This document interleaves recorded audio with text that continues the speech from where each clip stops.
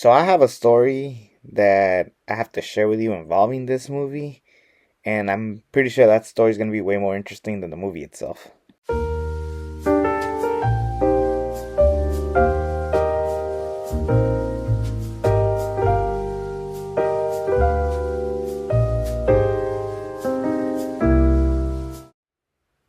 We are looking at Onward, the movie that a lot of people may have forgotten about, and I sure did not forget about this because this movie came out on March 6th, 2020.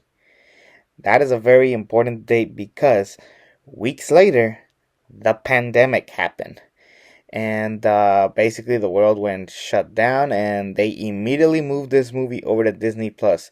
Now, I happen to watch this movie in theaters, and here's the interesting part. I have said for years that Monsters Inc. was the first movie I ever watched in theaters. Onward, up to this point, would have been the last movie I have seen in theaters. There was this whole debate of whether or not movie theaters were going to continue after the pandemic. People were saying it's going to shut down. Movie theaters are dead. Like, it was just bad. And that would have been very poetic for me. Like, the first and last movie I ever watched in theater were Pixar movies. That would have been very poetic for me, but luckily we still have theaters. We still are good, but is this movie good? Let's talk about it. So the movie basically talks about two brothers, uh Ian, who is voiced by Tom Holland, who's just like this basically youngling who just doesn't really know much about him. Like he's just like a teenager who's just kind of like an outsider, and then Barley, who's this already an adult but still living with his mom and stuff, and like he's basically, to the world, they see him as a loser, and even his own brother.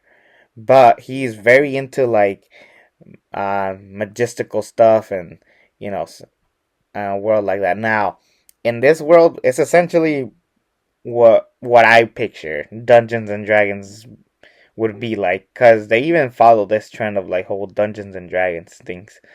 But this movie unfortunately did lead to a path that Pixar goes through that I am not a big fan of right now, where Pixar movies now, they kind of just happen and nothing really interesting happens. None of the characters interest you. The movie goes at a slow pace. It's really boring. Nothing exciting.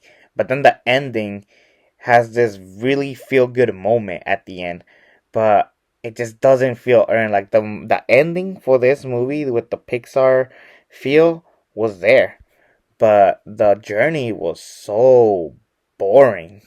Ian has this stick where he basically can have basically powers, and after his father passed, he really never got to know his dad, and he gets the chance to meet his dad. However, he casts a spell to meet his dad, but we only get the bottom half of the dad, so we don't really get to talk to him. It's just his legs. So then Barley, who knows more about being um, a wizard and grand and all this stuff, he knows more about this. So then they go on this journey to try to find this spell for him. But this basically takes over the whole movie. But we live in a world where there's like mosquitoes and like werewolves and stuff like that. All this cool stuff. Um, and they just do nothing with it. They just live like regular lives. Like, how cool would it have been if like Manticore was like really like really cool. Like, instead she's just boring, and that they accept that this movie is boring, and like they accept that this world is really boring, and now that technology's there, and it's just like, well, no, we don't need to go there. Like, they could have gotten creative. uh Cole Bronco, who is like the police, and he's also the boyfriend of the kid's mom.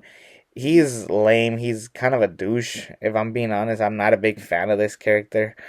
If I'm being honest, and then there was one scene where like the boys transform into him, and every time they say a lie, uh they break the spell. Like there's one part where it does show some importance to like the arc of the two boys, where Ian makes a lie saying like, oh yeah, I think Barley is a genius or something like that, and then the spell breaks and Barley basically gets disappointed that his own brother sees him as a loser just like the rest of the world. And eventually they take a turn in this journey adventure where they're just going around, and then they end up right back at the school where they started at. And then he feels like they wasted a bunch of time where like he didn't get to meet his own dad. Yeah.